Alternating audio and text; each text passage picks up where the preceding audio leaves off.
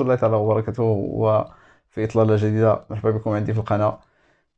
بطبيعة الحال اليوم، وبطبيعة الحال تواصلوا معايا بزاف ديال الناس، بزاف ديال المغاربة، بزاف ديال المغربيات تواصلوا معايا في الواتساب أو عبر قناة التليجرام أو عبر الفيسبوك، كيطلبوا على كيفاش مغربي مثلا يدخل واحد الشخص أجنبي ويضمنوا باش أنه ياخذ الفيزا، بحكم أنه القنصلية المغربية مثلا آه، بطبيعة الحال بشكل خاص الناس اللي عندهم جنسية اللي هي عربية، مثلا جنسية عراقية أو جنسية سعودية إلى ما إلى ذلك.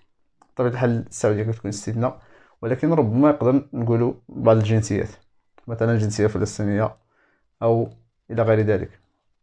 بطبيعة الحال واحد السيدة تواصلت معايا كتسول على أن مدخل واحد الشخص عراقي مقيم في ألمانيا ودخلوا للمغرب.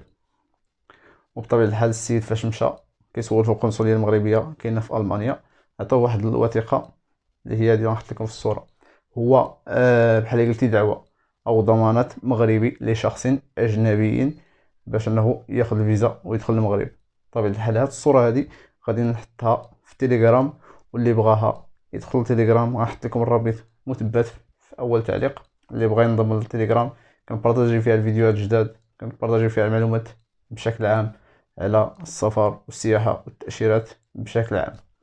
المهم هذه من بعد ما كتامبريميها كتغاليزيها كتصيفطها للشخص المعني بالامر، وكيدير القنصليه وكيطلب الفيزا ديالو وكياخدها بناء على الضمانه ديالك انت. اذا هذه هي الخلاصه. تحياتي لكم ونشوفكم في فيديو جديد.